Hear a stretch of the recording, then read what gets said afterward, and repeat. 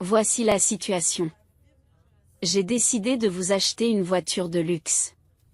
Tiffany, une personne ordinaire, n'en a pas besoin. Mes parents ont envisagé d'acheter une nouvelle voiture, et depuis que j'ai épousé Peter, j'ai remarqué un changement chez lui.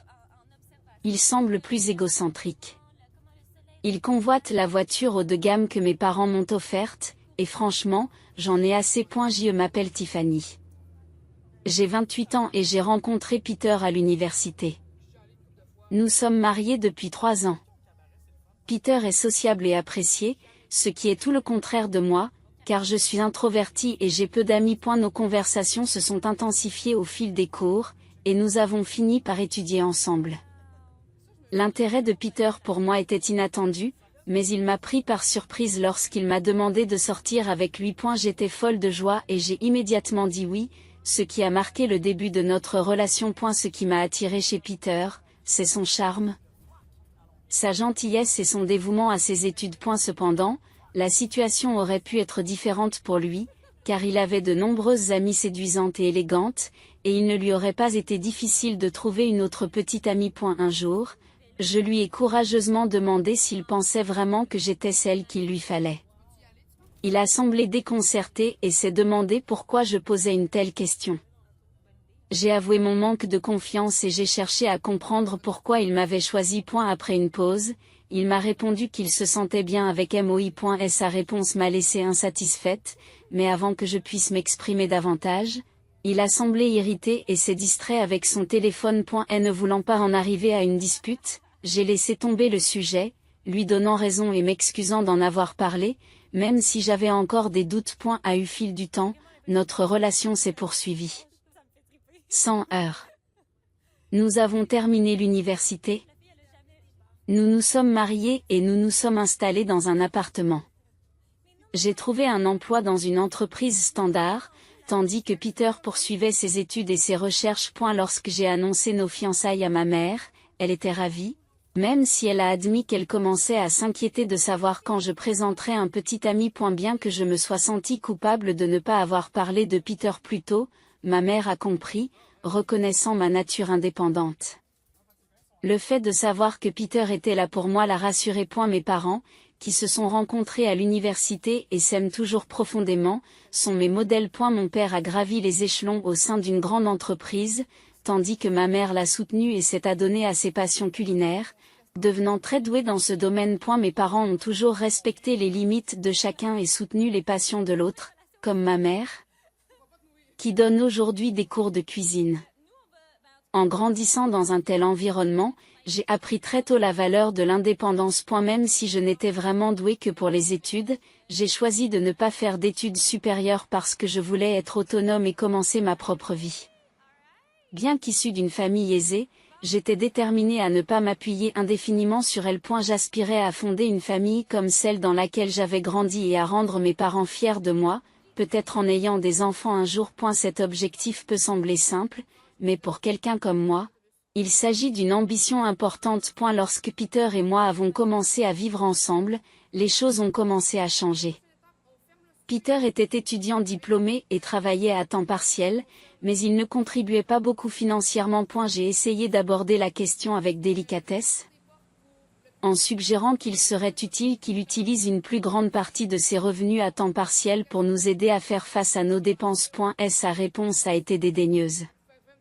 Je contribue, tu sais. N'as-tu pas dit que tu t'occuperais des frais de subsistance lorsque nous avons emménagé ensemble, Tiffany? Ces paroles m'ont mis mal à l'aise. Peter avait toujours rêvé de devenir professeur, c'est pourquoi il avait fait des études supérieures.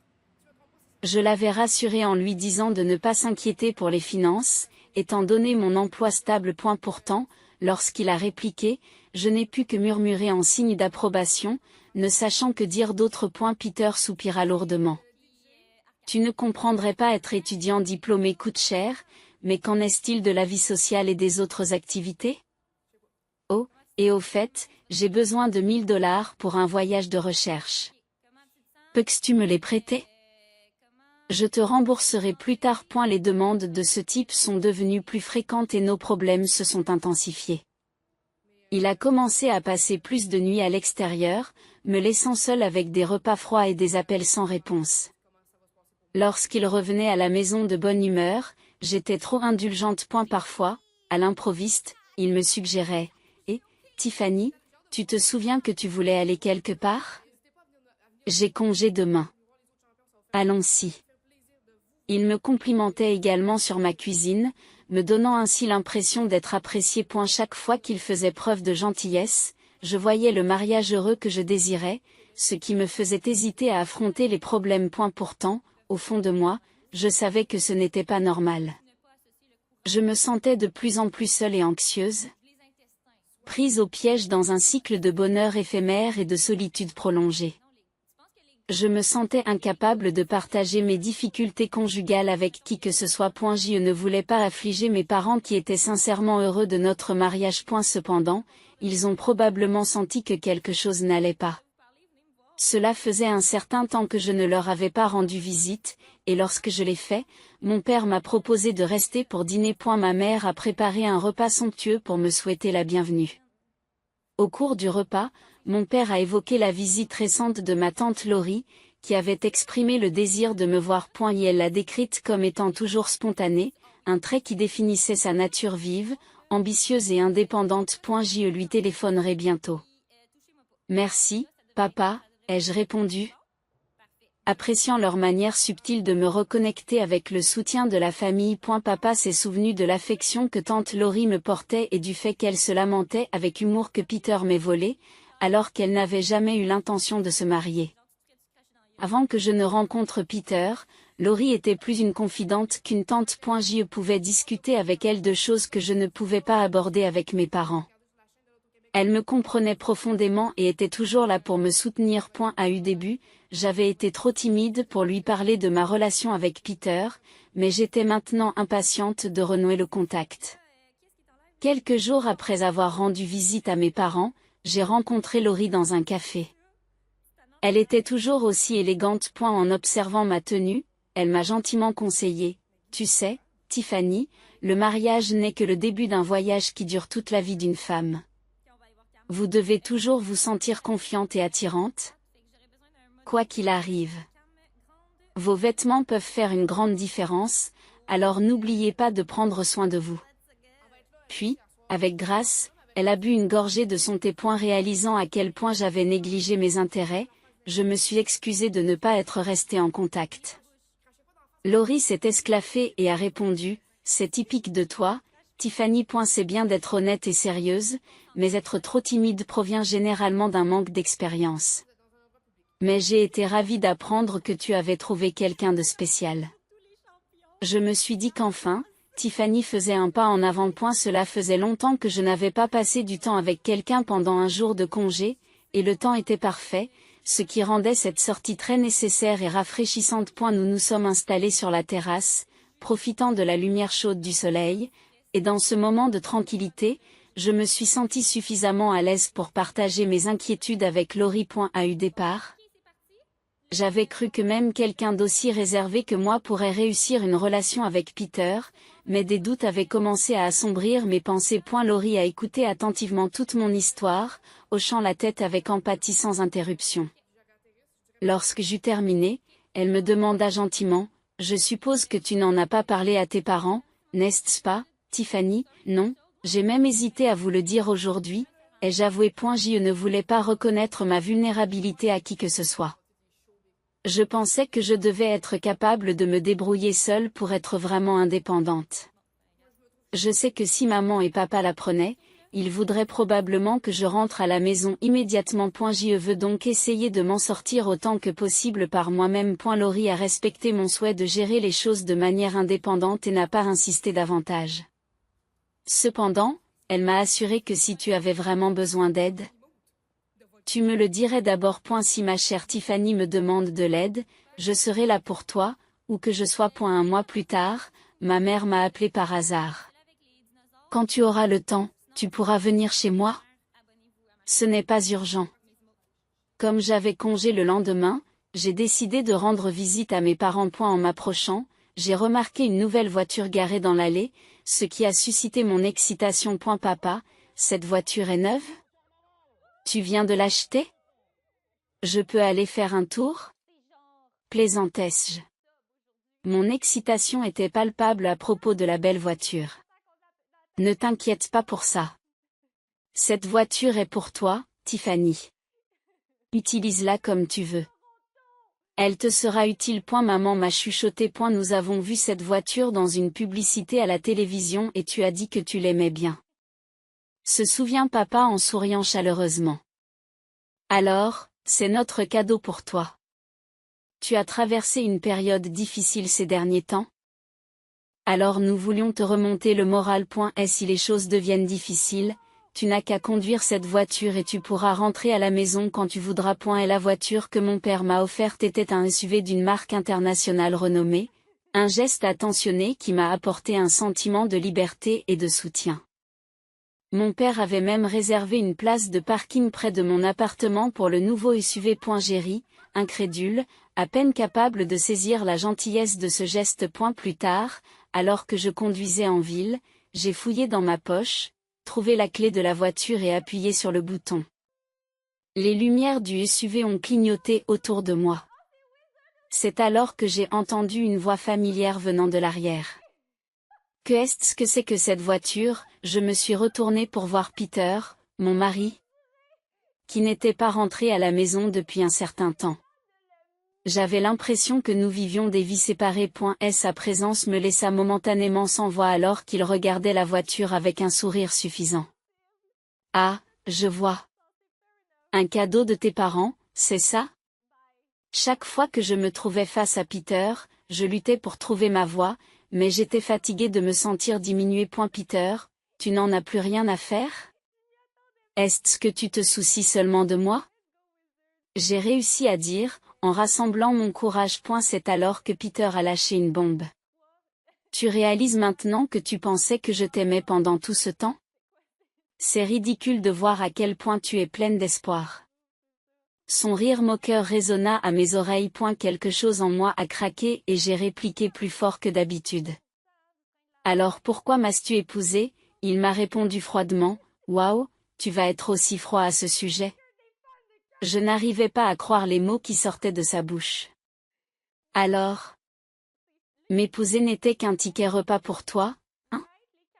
Et maintenant, tu veux aussi la voiture, parce qu'elle a été gaspillée pour moi, c'est vraiment génial.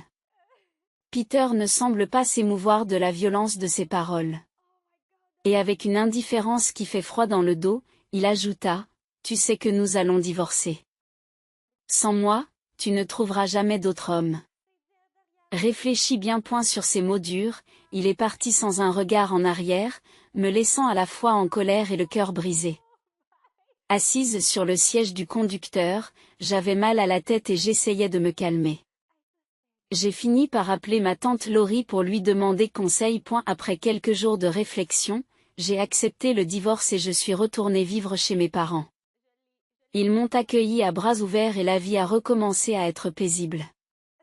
Cependant, cette paix a été de courte durée. Un après-midi, Peter s'est présenté chez mes parents, accompagné de ses parents. Ils se sont tous assis dans le salon et le père de Peter a pris la parole d'un ton sévère. Nous sommes ici pour parler du divorce de notre fils. Lorsque les discussions sur le divorce ont commencé, Tiffany a lancé un avertissement sévère à Pierre. Si tu n'acceptes pas le divorce, j'utiliserai les relations de mes parents à l'université pour compromettre ton avenir. Et il ne serait pas difficile de nuire à la carrière d'un jeune registraire si leur fille porte plainte. Peter aimait vraiment Tiffany, mais il trouvait son approche trop agressive et il avait l'impression qu'elle essayait de l'intimider. Nous pourrions facilement contester le divorce. S'est défendu le père de Peter, se sentant trahi par Tiffany. Sous son apparence simple, elle est manipulatrice et cupide. Pauvre Peter. J'ai entendu dire qu'elle l'avait payé pour qu'il garde ses distances. Elle a dû s'occuper d'autres hommes. Nous devrions saisir le tribunal des affaires familiales et affirmer que Peter a été contraint par sa femme. Cependant, s'il y a des excuses sincères, les choses pourraient être différentes. Par exemple, si Tiffany renonce à la voiture qu'elle conduisait, les choses pourraient s'arranger. Peter et ses parents écoutent en silence, absorbant les protestations de son père. Soudain, on a sonné à la porte et ma mère a répondu. Tante Laurie apparut derrière elle alors qu'elle retournait dans le salon. Désolée, je suis en retard. Comment se passe la discussion? La famille de Peter avait rencontré Laurie une fois à mon mariage. Que est-ce que vous faites là? C'est impoli de débarquer comme ça. Nous sommes occupés en ce moment. Les étrangers doivent partir, objecte la mère de Peter. Non, ne soyez pas comme ça. Réplique Laurie, imperturbable. Vous avez entendu parler du divorce de Peter? N'est-ce pas? Comment une étrangère comme toi pourrait-elle être au courant? J'ai été informée par mon frère tout à l'heure. Je ne pouvais pas manquer un moment aussi important pour ma chère nièce. Vous êtes probablement ici pour empêcher le divorce ou pour de l'argent. Quelqu'un a accusé. Peux-tu encore dire cela après avoir vu ça?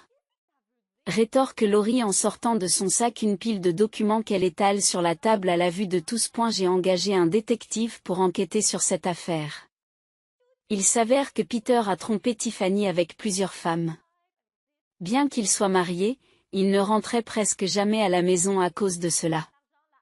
Il profitait de la gentillesse de Tiffany et lui demandait même de l'argent. Cette révélation a réduit la salle au silence, bouleversant le ton de la réunion alors que tout le monde prenait conscience de la gravité des conclusions de Laurie. J'étais plongée dans mes recherches universitaires, et lorsque je parvenais à rentrer à la maison, nous partagions nos repas et partions en voyage ensemble.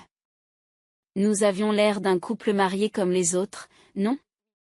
Tiffany, dis quelque chose. Implore Peter, la voix empreinte de désespoir. Peter, tu n'as pas besoin de te défendre. Nous allons nous en occuper. Ce n'est pas de ta faute. Le rassure rapidement son père. C'est bien cela. Ces documents venus d'on ne sait où sont sûrement fabriqués. Notre Pierre ne se livrerait jamais à de tels actes. C'est un fils gentil et remarquable, protesta sa mère avec véhémence. Tu es peut-être gentil avec tes parents, mais il semble que ta gentillesse ne s'étende pas au-delà. Tel père, tel fils. En effet. Intervint vivement tante Laurie. Puis elle a sorti une photo des documents. J'étais récemment dans un hôtel pour une réunion d'affaires et j'y ai vu William. Il était en compagnie d'une autre femme et avait l'air très à l'aise. J'ai donc demandé au détective d'enquêter également sur William. Les résultats sont conformes à mes soupçons. Vous comprenez maintenant? Le visage de la mère de Peter pâlit tandis qu'elle saisit les documents et les examine attentivement. Que est-ce que c'est, William? Depuis combien de temps cela dure-t-il? Ce ne sont que des mensonges, n'est-ce pas? Demande-t-elle d'une voix tremblante. Kayla, arrête de regarder. Donne-moi ça. William, paniqué, tente d'arracher les documents, mais il est trop tard. Kayla, visiblement désemparée, s'adresse directement à William. Tu m'as trompé. La voiture que tu voulais tant était pour elle sur ces photos, n'est-ce pas? William a beau essayer de la calmer. Kayla ne veut rien entendre. Et la conversation sur le divorce de Peter a été momentanément oubliée lorsque Kayla a quitté la maison en trombe, les larmes aux yeux, avec William à ses trousses dans une vaine tentative d'explication. Dans le chaos qui s'ensuivit, Peter s'exclama, attendez, et moi? Et les suivit, tout aussi confus. Le reste d'entre nous resta dans un silence stupéfait, mais tante Laurie avait un air satisfait sur le visage, me faisant un clin d'œil complice. Et elle était claire qu'elle avait anticipé le dénouement dramatique des événements, révélant des vérités qui étaient peut-être cachées depuis longtemps, mais qu'il était nécessaire d'affronter. Après les événements tumultueux. Tante Laurie m'a dit que les parents de Peter avaient fini par divorcer. Tu ne tomberas plus jamais dans les bras d'un homme aussi terrible. Rends-toi plus séduisante. Je t'apprendrai tout ce qu'il faut savoir sur la façon de se comporter en tant que femme. Laurie a encouragé. Malgré son emploi du temps chargé, elle me rendait souvent visite et m'emmenait manger et faire des courses.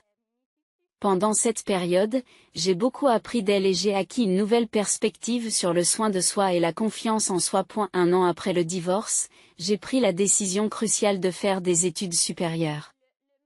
Je me suis consacré à mes études et à mon développement personnel, ce qui a été une période de transformation pour moi. Le temps a passé vite et un jour, alors que je me trouvais à un carrefour, j'ai entendu quelqu'un m'appeler par mon nom. Je me suis retourné pour trouver Peter. Cela fait longtemps. Tu as beaucoup changé, n'est-ce pas? Me dit-il. Avec une pointe de surprise dans le ton.au début, je l'ai à peine reconnu. Aux yeux de Peter, la femme qu'il connaissait comme son ex-femme ordinaire s'était transformée en quelqu'un d'étonnamment beau et sûr de lui. Entre-temps, la vie de Peter s'était dégradée à la suite du scandale du divorce public de ses parents. Et elle avait abandonné ses études supérieures car ses parents, William et Kayla, avaient cessé de le soutenir financièrement en raison du chaos qu'il avait provoqué, ayant du mal à payer ses frais de scolarité et de subsistance. Et la vie insouciante qu'il menait autrefois n'est plus qu'un lointain souvenir. Les femmes qui s'étaient intéressées à lui s'étaient éloignées, et sa gloire passée s'était dissipée presque du jour au lendemain. Il se tenait maintenant devant son ex-femme, qui semblait complètement transformée. Alors que Peter s'apprêtait à suggérer de rattraper le temps perdu, un homme s'est approché de nous. Désolé pour l'attente. Était-ce-vous un ami de Tiffany? Demanda-t-il. C'était Kevin, l'homme que je fréquentais depuis peu. Son arrivée tombait à pic, soulignant le nouveau chapitre de ma vie dont Peter ne faisait plus partie. Pendant que je sortais avec Kevin, un groupe de femmes qui se trouvaient à proximité n'a pas pu s'empêcher de le remarquer. Ce type est très beau, n'est-ce pas? Il est si grand, pourrait-il être mannequin? Ont-elles commenté, admirant l'apparence frappante de Kevin. Kevin, remarquant ma brève interaction avec quelqu'un de mon passé, a subtilement salué Peter d'un signe de tête. C'est quelqu'un de mon passé, mais ce n'est pas grave, nous avons fini de parler. Allons-y, voulez-vous, dit Kevin en me prenant la main. Peter est resté stupéfait tandis que Kevin m'emmenait par la main avec assurance. Sans plus penser à Peter, Kevin et moi nous sommes dirigés vers le passage piéton. J'y gardais le regard droit devant moi, concentré sur le chemin devant nous et sur l'avenir qui nous attendait, sans même regarder en arrière une seule fois pendant que nous partions.